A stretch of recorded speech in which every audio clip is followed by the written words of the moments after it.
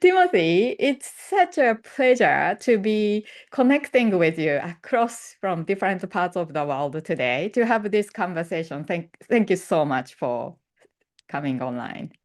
Ah, Sato-san, the pleasure is all mine.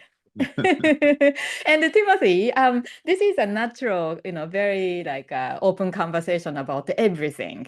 And just because you said Sato-san, so I just believe that you have some experience in Japan too. So what I want to begin this conversation with is a question about your, Oshidake.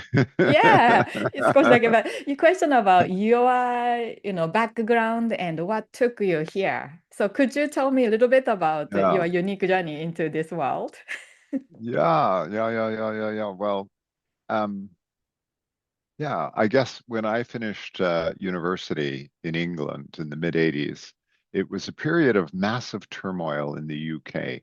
Mm, Margaret Thatcher was in power. She was trying to break the unions. The miners' strike was on. Ronald Reagan was putting long-range missiles in the UK, and there were massive protests about that. There was a lot of upheaval, and a lot of people at the time were questioning the role of business. And I came out of Oxford with a philosophy, politics, and economics degree, which is sort of a classic Oxford degree. And I said, I'm going to go live in the belly of the beast for a while because I don't know anything about business. But here we are being critical, and yet none of us have been in a business. And somehow I felt that if we were ever going to make a change in business, it needed to be made from the inside out. Banging capitalism and business from the outside isn't going to be nearly as effective as trying to change mm, it from within. So that was my theory of change for a young person way back then. So mm, fast forward 40 years, right? To 40 plus years now. Um, and so along the way, I went off and I joined a management consulting firm, along large strategy firms, spent 4 years in New York, a year in London, 4 years in Tokyo, and got an opportunity wow. to really explore strategy and how you do strategies and global alliances between Japanese and European companies and American companies, etc. I got a little frustrated because it was like we were doing this great strategy work, but nothing was changing.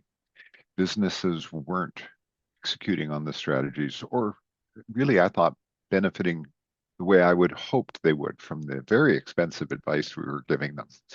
And so I got headed into an opportunity with a thing called the Balanced Scorecard with Dave Norton and Bob Kaplan, in what eventually became one of the seminal series of books and case studies that came out of Harvard Business Press were all around this thing called the Balanced Scorecard, which was around how do you execute a strategy.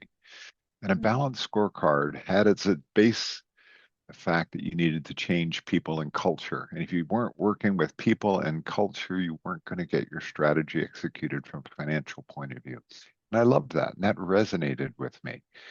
And from there, I got into organizational transformation consulting and then eventually into leadership development. And one of the last jobs I had was working as a CEO of a leadership development firm that it was across the world, had some offices in Singapore, Hong Kong, the US, and in London. So I sort of started as a strategist, ended up into execution, into organizational change, and into leadership development. So I like to say I'm an inch deep, but a mile wide in my management speak. I can speak many different management languages. mm, mm, So on the one hand, that's my sort of business background, lifelong consultant, but all these different aspects.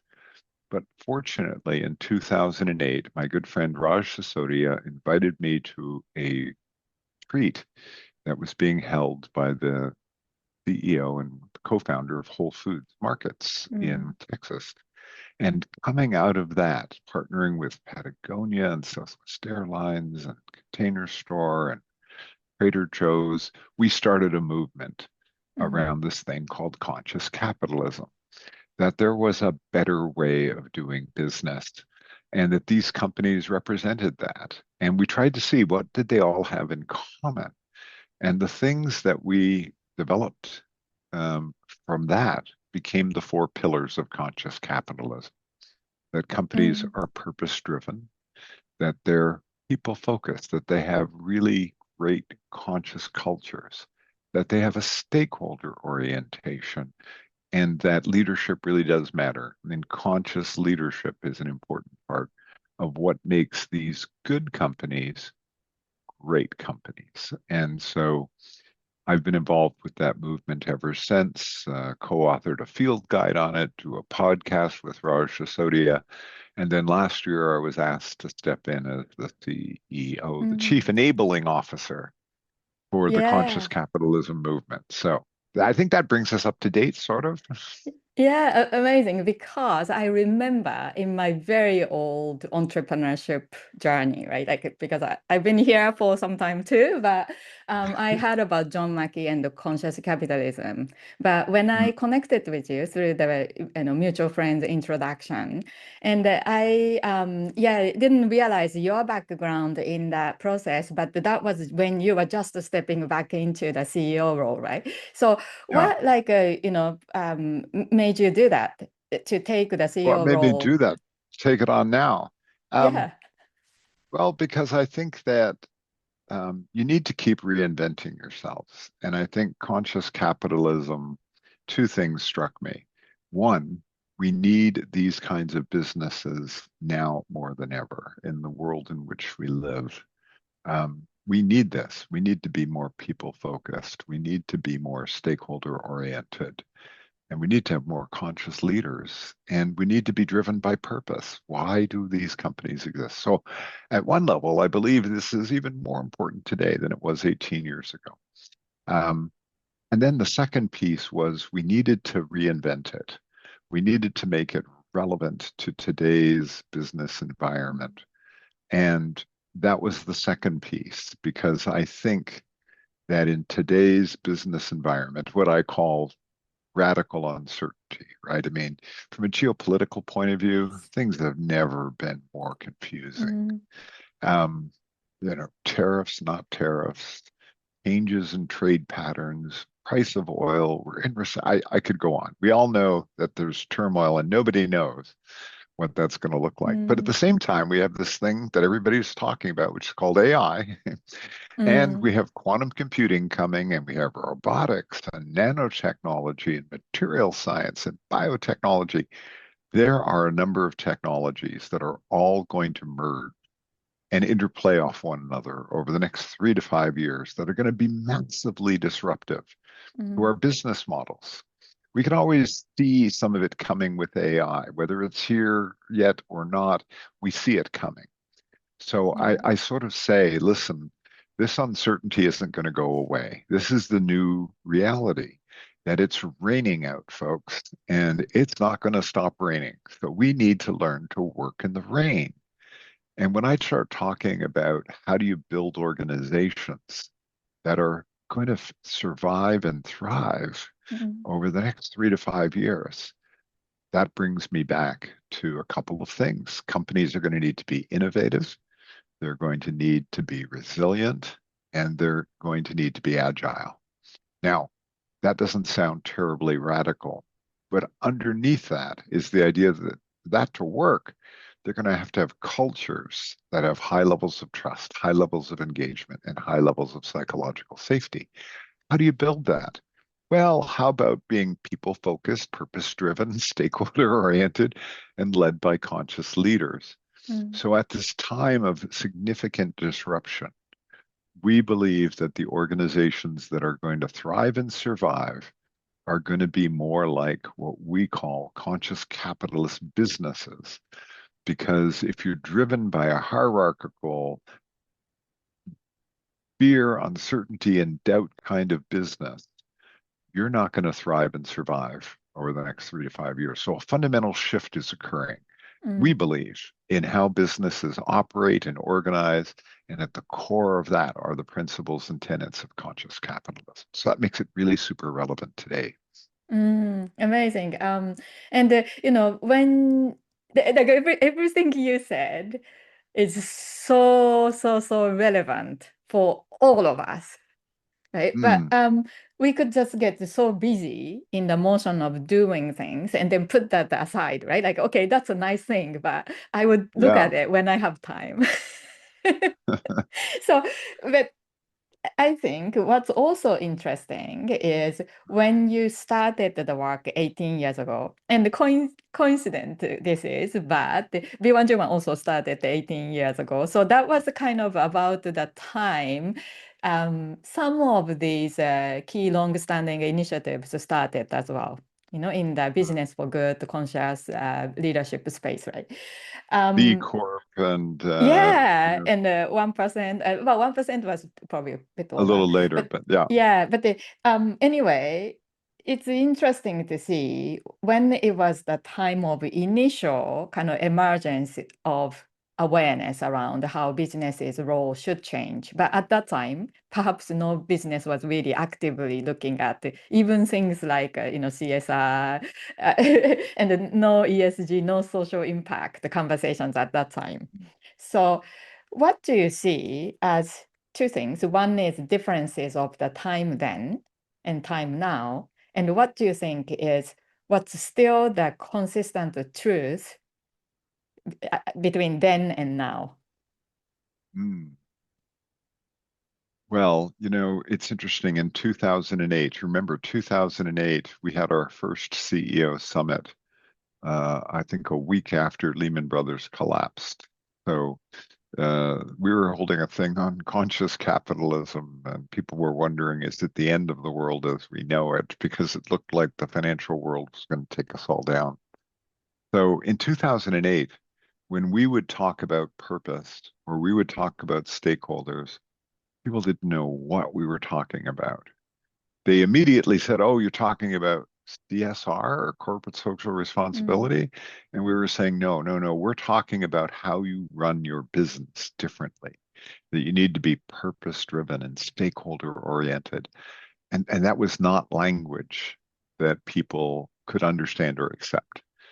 Fast forward today, we've been through a massive curve of stakeholder capitalism is a good thing. Now we're not so sure, but or at least this language of stakeholders and this language of purpose is now part of our business lexicon. So while people may or may not agree with what exactly it means, it's part of the debate and the mm, dialogue. So that's a massive change from mm, where we were in 2008, where most CSR initiatives were philanthropy and PR. And that's really, they reported to marketing and PR and we weren't we consciously differentiated ourselves versus CSR because we felt that was like a band-aid being put on mm, things versus fundamentally changing how you ran your business.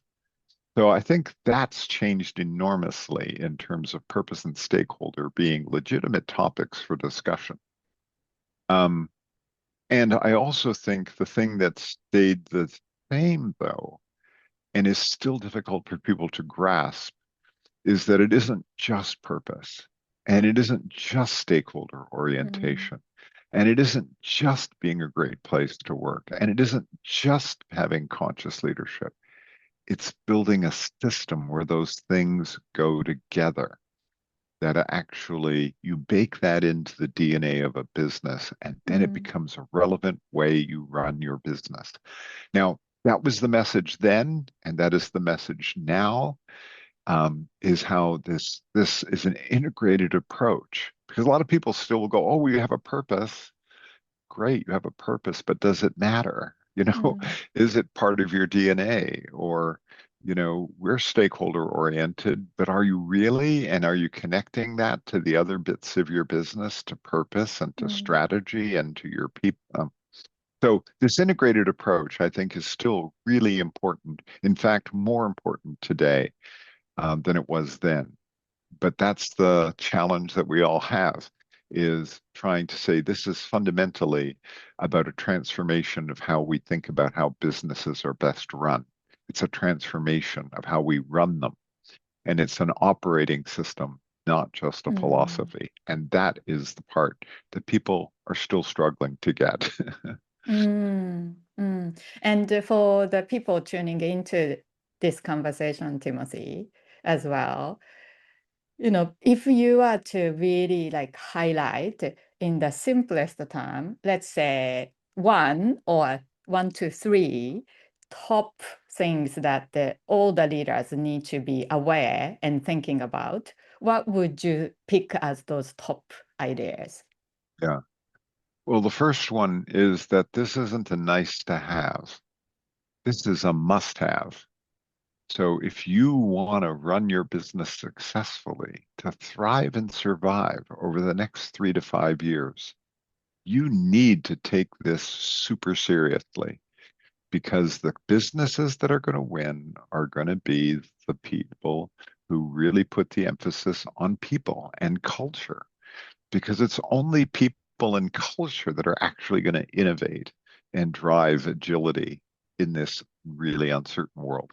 So this isn't a nice to have. This isn't like Mm, CSR where you do it in good years or philanthropy. You do it in good years and maybe you don't in bad years. No, this is a necessity for businesses to really thrive going forward. So that I think is really important that people understand this isn't a nice to have. This is a better way of doing business, mm, and it really needs to be done differently now. Um, the second thing that I think is really important, and it was something that I was talking to one of the founders of a group called Corporate Rebels this morning, and we were discussing transformation. And listen, if you're not committed to at least a 3 year transformation journey, you're not looking at this in a 3 year time frame, then almost don't start because it's worse to do mm, it badly and build cynicism and resentment in the organization than to not do it at all. So you have to think in terms of, yes, we want this to have an impact in the first 12 to 18 months. And you should design your transformation to do that. But to complete it, to make it stick, is mm, going to take or more years. And if you don't have that framework, if you don't have that roadmap mm, of what the next 3 years is likely to look like, and the fortitude and commitment to make it work, there are no silver bullets. So that's the second thing. This is going to be a journey. And then the third thing, which may in fact be the first thing, is people ask me, what's the most important thing? mm. And I go, well, let's see. The first thing is leadership, and the second thing is leadership, and the third thing is leadership. None of this happens Mm, without conscious leaders. And if the the CEO or the managing director, if they don't have this as something that they feel, it's part of their being, mm, then it isn't going to happen. Because it takes courage to step into doing this, and you need to build confidence with your team that it can be done. That's fundamentally a leadership issue. And if you're not, I have to say as a joke, and that'll be the last thing I say about that, but Gandhi got it right when he said, be the change you want to see in the mm, world. How long have we had that phrase for? But as I get older, it's more and more relevant.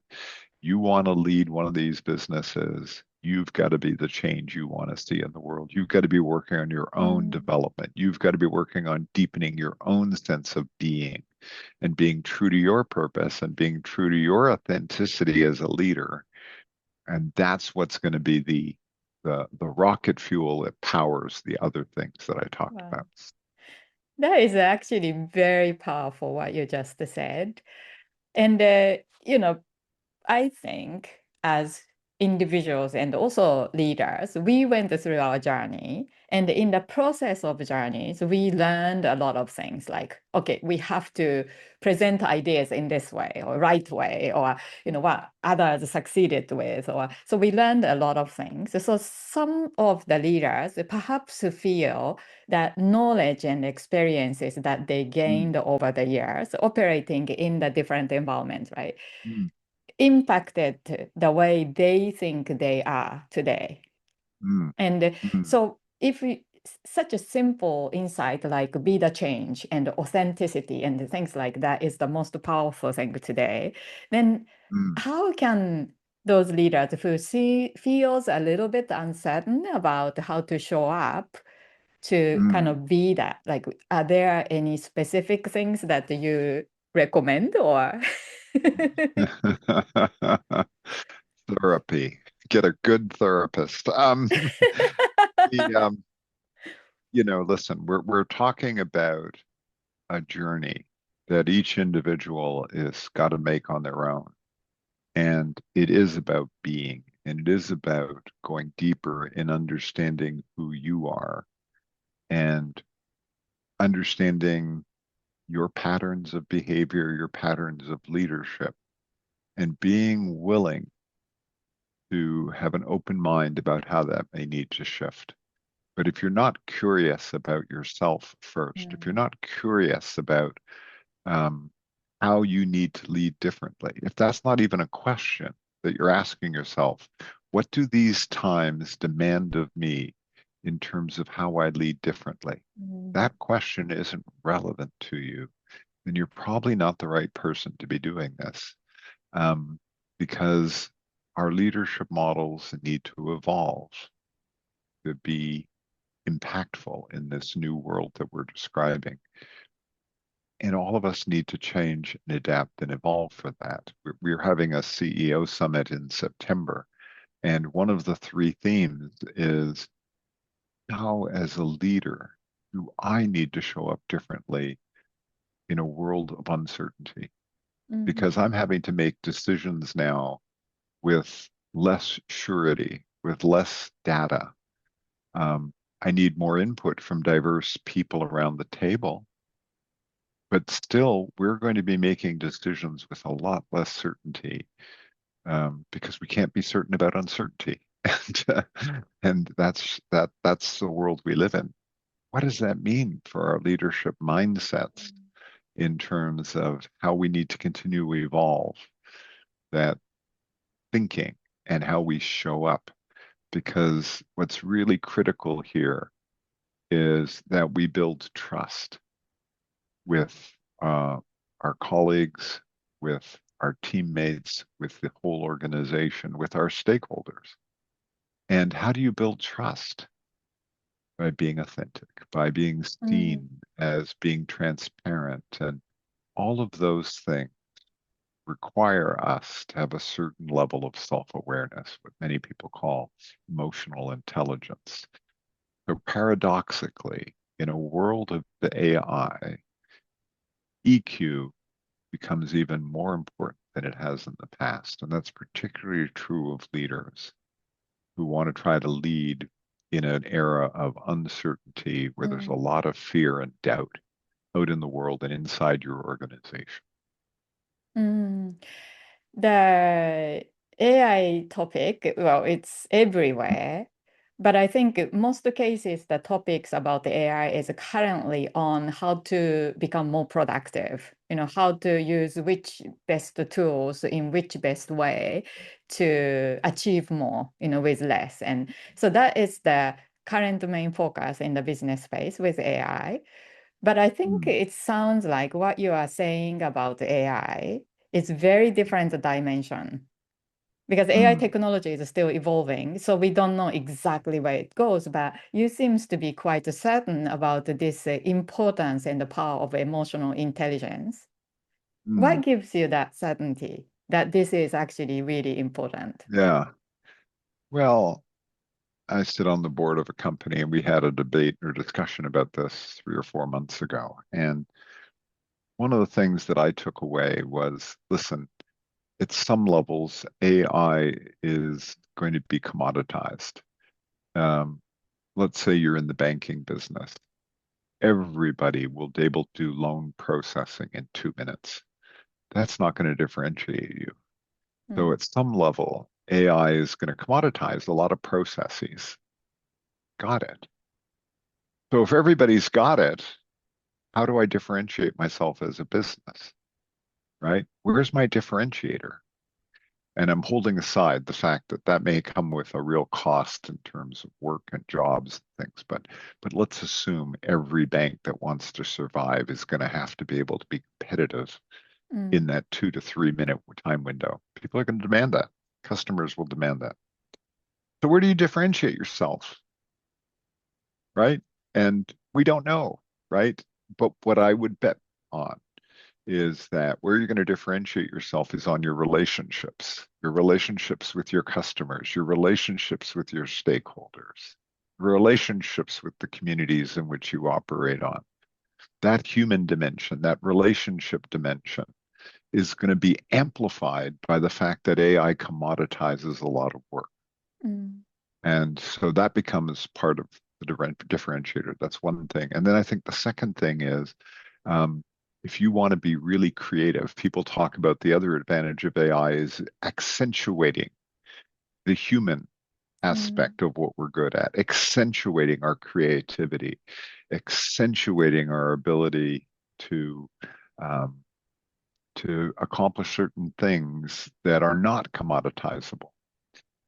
If you believe that's true, you're also going to want to create an environment inside your business where people can be innovative, where they can be experimentalists. I think it was hilarious. We had the head of AI business strategy at Google in one discussion, and we had the chairman of Patagonia in another, and they both used the same word about what they wanted their frontline workers to be. The word was experimentalists. We want our mm, frontline workers to be experimentalists. And that's where we're going to build our competitive advantage because our people are learning faster than anybody else about how to use AI or how to accentuate the work that they do. So, commoditization, accentuation, it's going to happen. Both are going to happen. And who do we think is going to benefit from mm, the latter? I think it's going to be people focused organizations where those relationships are good and tight and trusting. mm, mm. The rest, Wow. I don't know. Yeah, but by the way, I agree. And perhaps some people watching or listening to this conversation, CEOs or founders or leaders or, but there could be some people who work for organizations or might not be the main decision maker in the company. And they might agree with exactly what you are saying, but they might feel that they might not be in control of what happens in the world. So for those individuals, do you have any thoughts or message about how we can all engage in creating a better world for all of us? Hmm. Well, I was going to ask, that's more something I should be asking you rather than you asking me. Because I look at it, remember, I'm looking at it through the lens of business, right? I'm looking at it that if you create great businesses tend to be very purpose driven, very people focused, community and stakeholder oriented, and that benefits people, planet, and profit. And that's the lens that I look through it. Mm, Um, and I do believe that for an organization to sustain this, it needs to start at the top.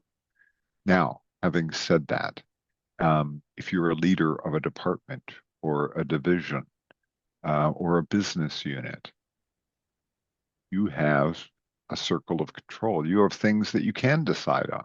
mm, You can decide with your team how you might build greater trust. How can we build greater engagement? How can we be more innovative than any other part of our business? How can I make my team, even if it's only 4 or 5 people, how can we be innovative? How can we be constantly trying to improve what we do?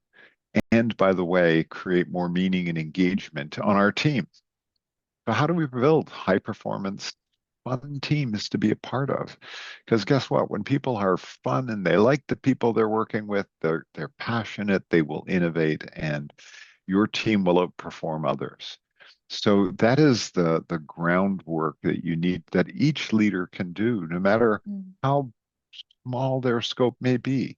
A single team, a division, a department, or even a business unit. mm, If you can nurture that kind of human connection, that kind of relationship and trust and engagement and psychological safety, then you will outperform those that don't.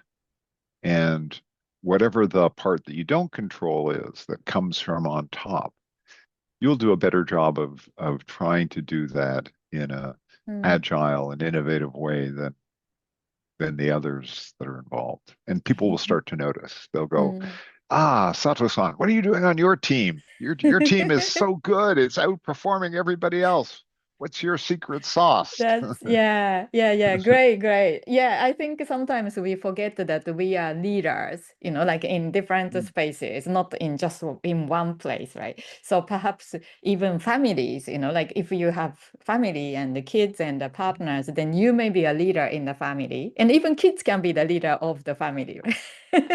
So yeah, yeah. yeah, so if young people are listening to this conversation too, then I think it would be really great if they thought that, okay, what's discussed here makes sense to them as well. Then Mm, perhaps every one of us could be making different conscious decisions.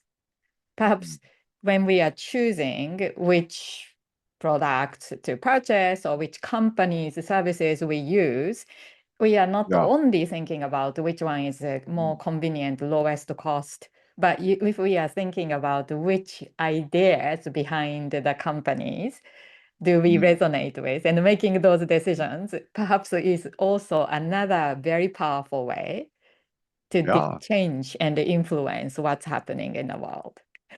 completely. What do businesses most respond to? Customers.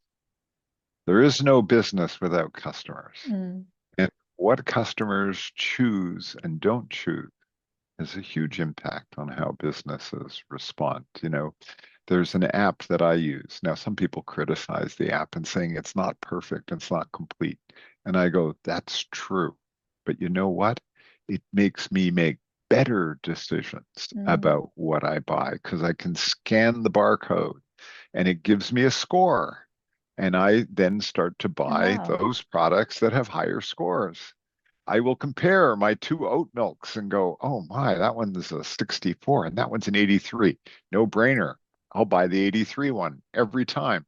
Now, some people can argue, well, maybe it's not 83. Maybe it ought to be 78. Mm, And I go like, well, okay, maybe, I don't know, but 83 is better than 68. So mm, I'm going to buy the 83. So we can all do those little things and start to look for ways in which we can do that. And then small bits and pieces over time mm, collectively lead to differences. But companies respond to their customers' behaviors. And so what signals are you sending to the companies that you mm. interact with? Yeah. And I think one thing you just said on that, like this is not the perfect, but I like to use that. I think leaders who want to do good also have a awareness or consciousness or sensitivity sometimes around being wrong or being criticized or imperfect, right? Because the time when there was a greenwashing accusation and things like that too. So if leaders feel too conscious about making a mistakes and as a result don't take actions, that also has a problem around it. So Yeah. how do you think we can balance this, our sensitivity around trying to do the right thing, but scared of doing the wrong thing? Mm. Well, I mean, this comes back to what we talked about before about the importance of leadership, right? And the leader doing their own work. Mm, Um, at one level, there's many spiritual traditions that say, you don't control anything anyway. It's the reality is you never did control things and you will never control mm, things. So, but this is part of what I call, the development of yourself. This is about being. And when you say, what things do I control in the world and which things do I not? You open up your mind to say, I influence things, I can be a part of things, but I don't know if I control them. And there's something about that awareness that opens up to the fact that I will make mistakes and I will learn from my mistakes. And so a lot of the fear of getting it wrong comes from the idea that I will be punished for being wrong versus mm, truly creating a culture where you are learning and failure is the opportunity to learn. one of the fun things from Google, that from that same interview with the fellow at Google, was he says, we have an annual Day of the Dead. And I said, oh, very Mexican influenced, are you? And he goes, no, no, no, no, no, no. We bring together all the projects that failed this year and we celebrate them Oh, wow. because it's only by failing that we're going to learn. And if you never fail, you never learn.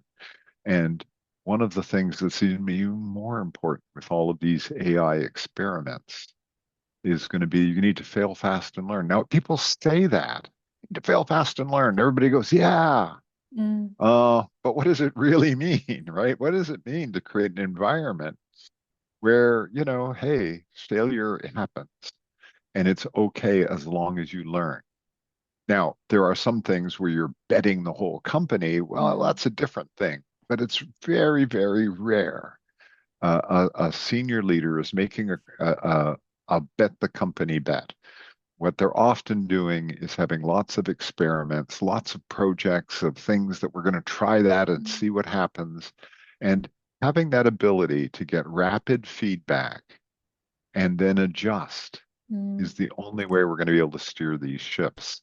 And if we hold it too tight, if we believe that failure is a bad thing and we punish it and we punish ourselves, we're never going to learn.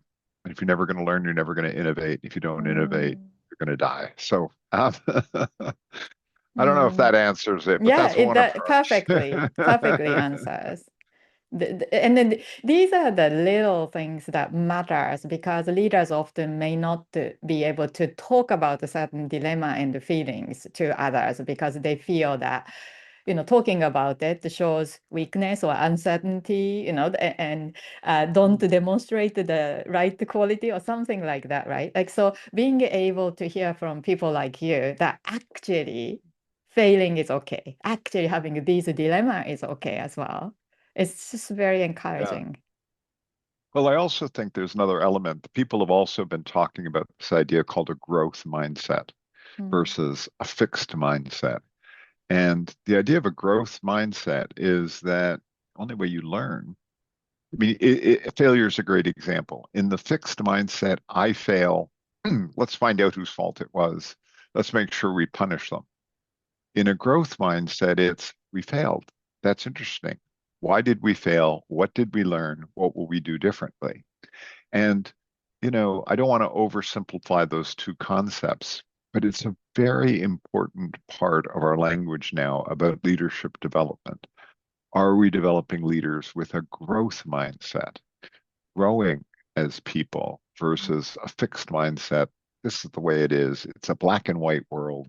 You're right or you're wrong versus this isn't right or wrong. This is about what works and what doesn't. How do you get better at doing what works? mm, amazing. Um, so I can be having this conversation forever, like, we could keep going. However, I wanna ask something to start kind of wrapping up this conversation. And I think what I would love to know is a little bit more about you as a person, Timothy. You Hmm. talked about this experience of going through this consulting world, and I'm sure you worked and spoke with and worked with so many smart people in the process Hmm. too. Hmm. But why really are Hmm. you here? Why are you doing this? What is Yes, your why? it was my why. Um, I sometimes joke that it goes back to I went to a Jesuit high school, and the Jesuits say, "Give me the boy and I'll make him a man," because it was an all boys school. Give me the person and I'll make them an adult. Is maybe another way of putting it. But the idea was that you weren't just good in school and you weren't just good at sports, which we were, and those were very high standards. Mm, Um, but that you also were part of the community, that you gave something back. So I often tell people the story of my senior project in high school. My religion project was to be a big brother to a little 6-year-old and then mm, journal about what that experience was like. So I was fortunate to be coming from a heritage and tradition where giving back was important and it was expected of you. So I feel today that I am incredibly blessed to have spent this time in the belly of the beast and have learned something through lots of mistakes, um, that allows me today to step fully into my purpose. And my purpose is to help coach and create leaders and organizations that are as human as the people who work in them. And for me, that's incredibly motivating. Mm. So much of our economics were based on 19th century ideas about scarcity. And we now live in a world where we know more today about human happiness and what drives human happiness and what helps our society thrive and our cities thrive than ever. We all have a role in making sure our families, our teams, our businesses, our communities thrive. And we know more about how to do that than ever. So I feel blessed that I'm in a role where I can influence that discussion. Mm. And I wake up every morning thinking, I am so blessed to have this opportunity.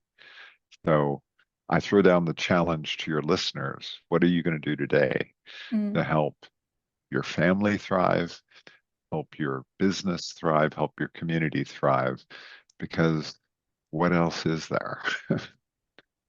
Yes, and the thing is, long time ago, perhaps we are operating just within the smaller community. All the food was made in the community. We helped each other exchange things, and we knew all our neighbors and could help each Mm, other directly. mm, But today we are mm, also living in a bigger space, but in a very interconnected way. Such as you pick mm. up something on the shelf in the supermarket, then that might come from far, far away, and the produce was grown by families that you would probably never meet ever. That's And right.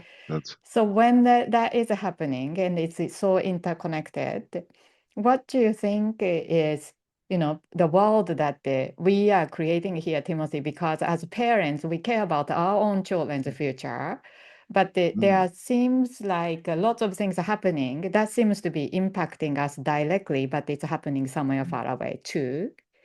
mm, Like mm. in that living in that world, as Mm. individuals taking part in that, Yeah, what is it the most important thing or message for the people who are tuning into this topic? yeah. Well, there was a story written by Lauren Easley, who was an not an sort of an anthropologist, archaeologist, in the 40s and 50s. And he wrote the story of the starfish. And in the story, um, there's an old man on a beach with thousands of starfish that are washed up. And he's standing there slowly bending down and picking up and throwing starfish back in the water. And a young boy comes along and says, "Hey, old man, what are you doing?" He says, "Well, throwing the starfish back in the water." The boy goes, "That's crazy. You'll never save them all. Look, there's thousands of them." And he picks up a starfish and says, but it makes a difference to this one. He throws it back in the water. And I think that's the perspective we have to have. There's a lot of work to be done. We can be overwhelmed by all of the work that can be done. But what's the thing I can do today? What's the one thing that I can do? And do I do it? And whether it's I have an app that helps me buy better, it's I make decisions about what companies I work for or don't work for, um, all of those things. How I show up with my team today. Am I a good team member? Am I a good parent? Am I a good? These are the questions that we can be asking because it does make a difference to that starfish, because it makes a difference to our lives. And if we take that perspective and still acknowledge that there are these other things, but what can I do today to make the world a better place? My family, the team I'm on, the business, my community, what can I do today? Is I think where it fundamentally comes down to, and it always has. It's just now we live in a more complicated environment with more than just a few thousand starfish on the beach. Well, thank you, Timothy. It's been such a fantastic and inspiring conversation, and I hope that the people, listening took away a lot of different parts of message, very, very relevant for their leaderships and the decisions that they are facing today and every day. So thank you so much for your generosity of your time and the insight. It's been a great conversation. Thank you, Timothy. Sato-san, thank you for the amazing work that you do in your everyday life in making a difference in the world. And your organization has made a difference for thousands of people over the years. And it's just an honor to be here with you and be in your presence. And I really love what you're doing, and I'm really glad I can be helpful in some way. Thank you. Thank you.